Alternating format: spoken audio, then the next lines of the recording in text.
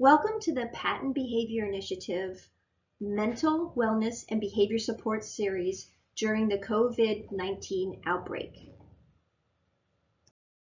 The mission of the Pennsylvania Training and Technical Assistance Network, PaTTAN, is to support the efforts and initiatives of the Bureau of Special Education and to build the capacity of local educational agencies to serve students who receive special education services.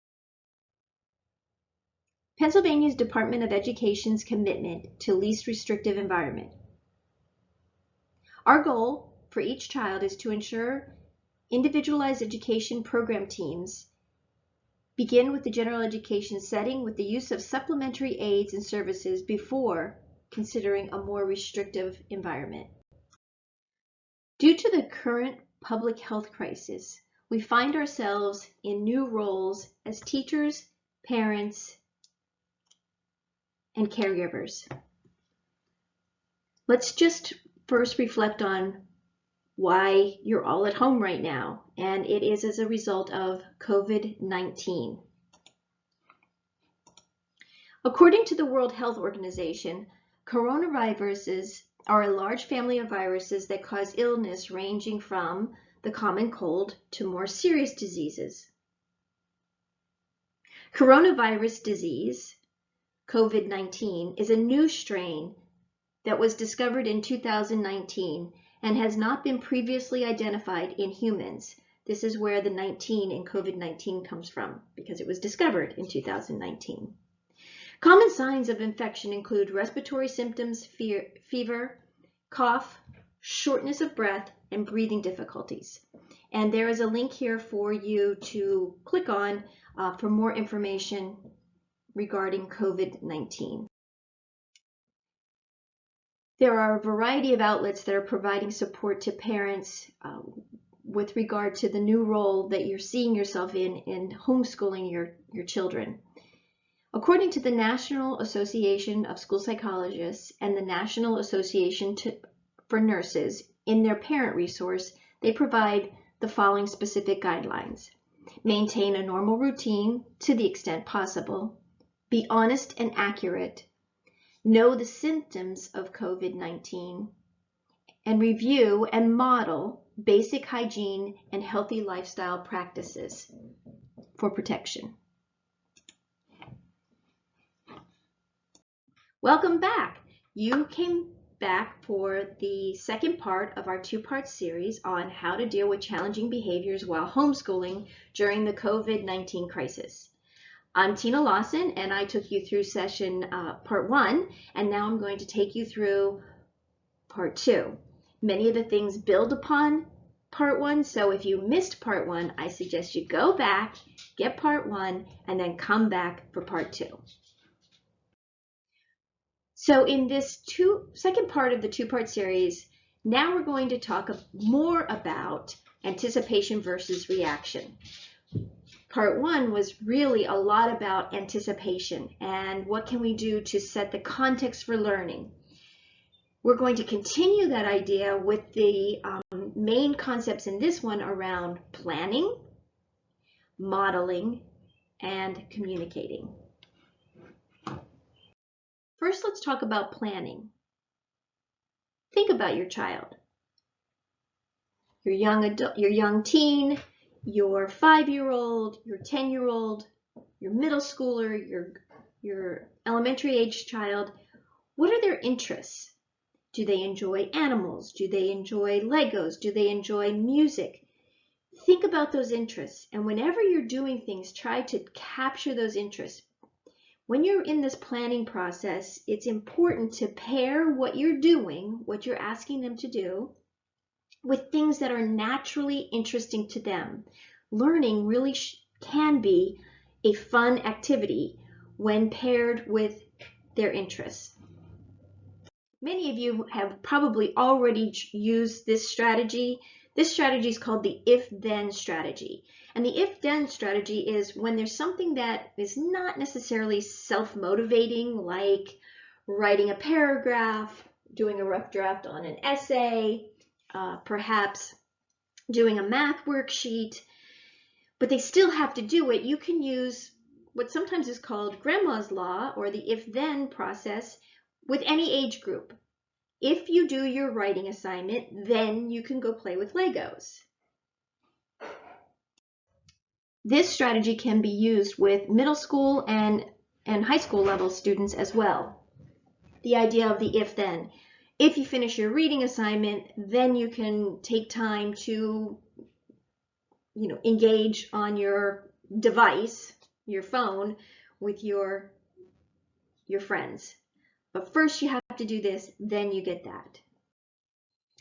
An extremely effective strategy, especially with our older children, is the use of a behavior contract.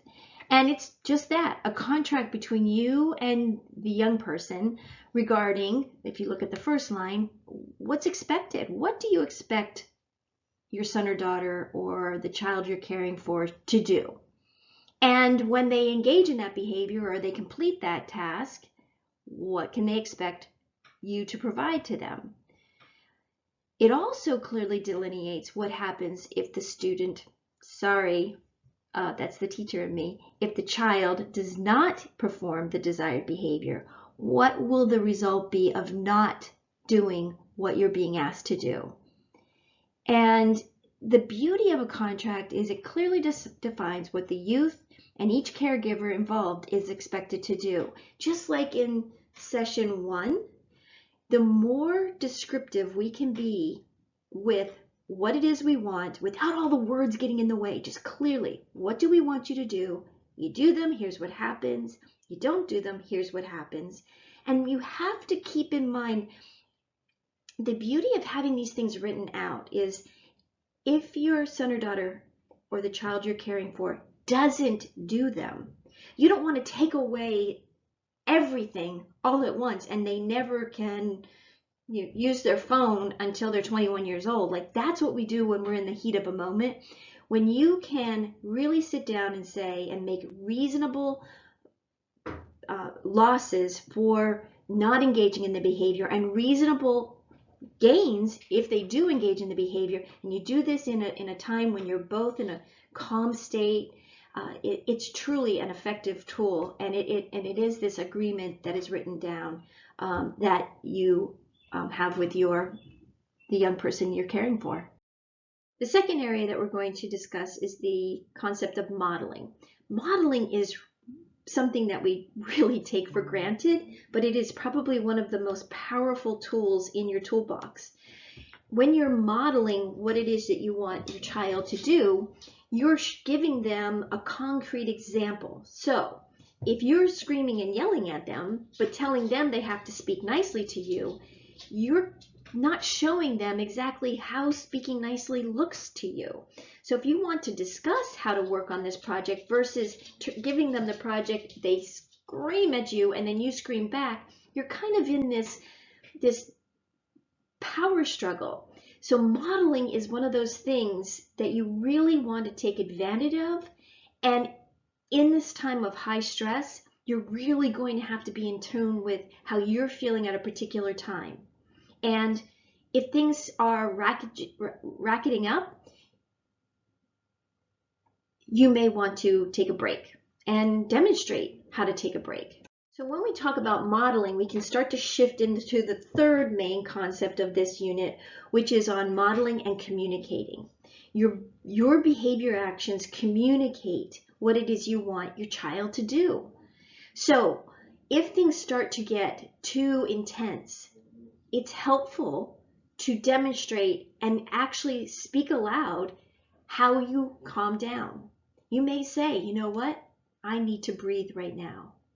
Or, you know what, I'm really sorry I snapped at you. I am feeling kind of anxious. Or I was really angry when you told me no.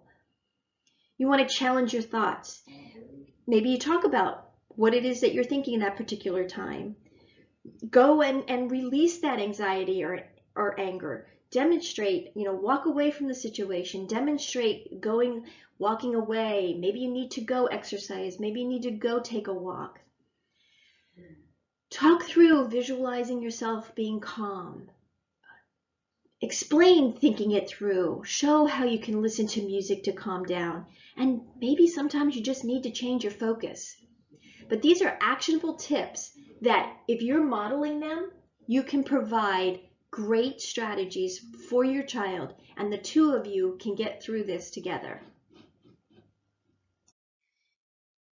In this time where we really don't know what's going on and it feels like we're trapped in our homes and now we're engaging in activities, some of us are trying to work plus trying to homeschool, plus we have a million things that are on our plate.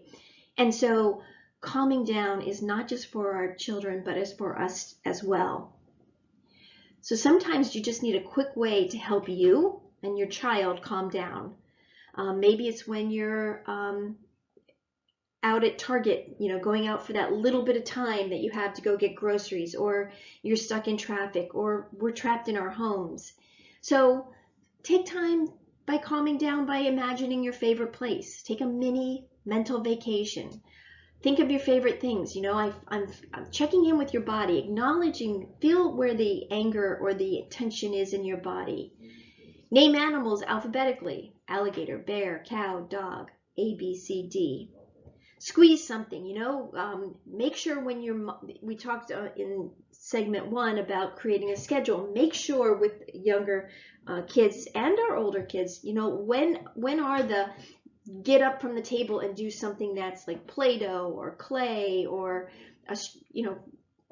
maybe have a stress ball.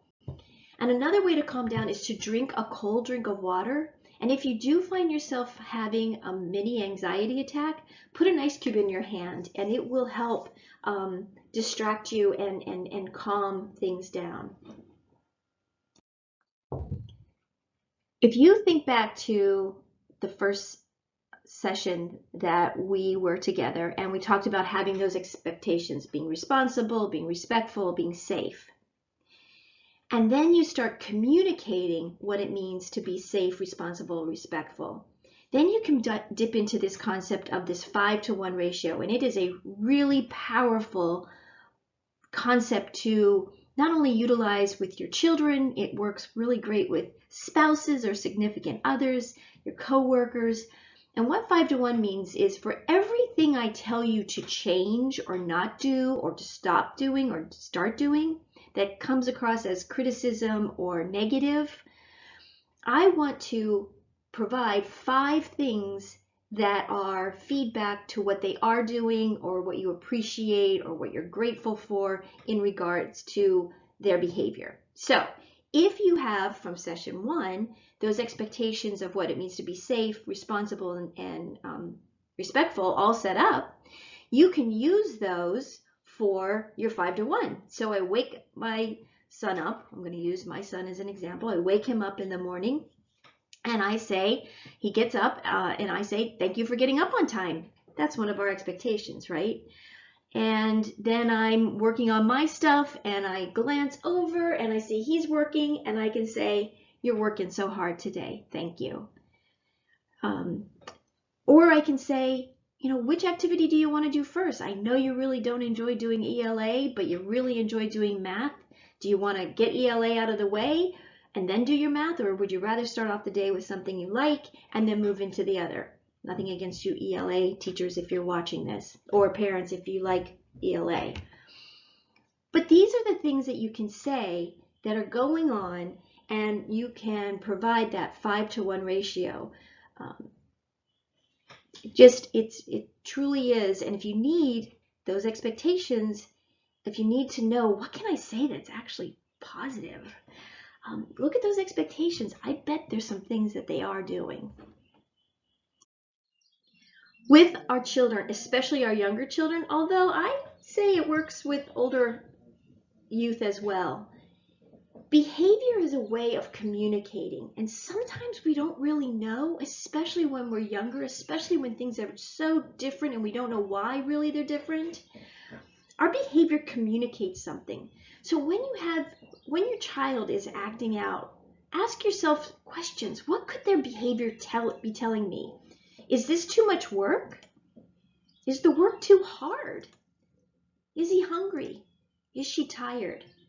Could that be what's going on? I know we tend to think this way when they're toddlers or infants, but this is still true even as adults. What's going on and what's that behavior trying to communicate to me?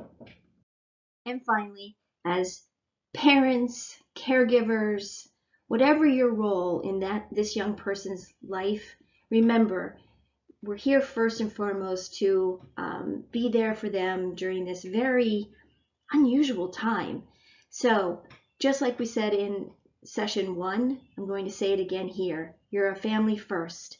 Do not get into huge power struggles. There has to be some give and take. It's not going to be perfect. You're not going to necessarily get everything done in the time that you think it's going to get done. This new normal of if you do work from home and now you're homeschooling your child, or you were home and your child is now home and your spouse or someone else is also in the house. This is the new normal. Give yourself some space to understand that we're all getting used to this. But you implement what we did in session 1 and follow through with session 2, and I think you'll find that things might go a little bit smoother. You're not going to be able to do all of them at once, but just start, maybe just starting your morning routine where they wake up, they make their bed, they brush their teeth, you get breakfast, and everybody sits down to do something. And that might be just a good start. But there will be more to supports on the PaTTAN website, and I hope that you enjoyed this second session.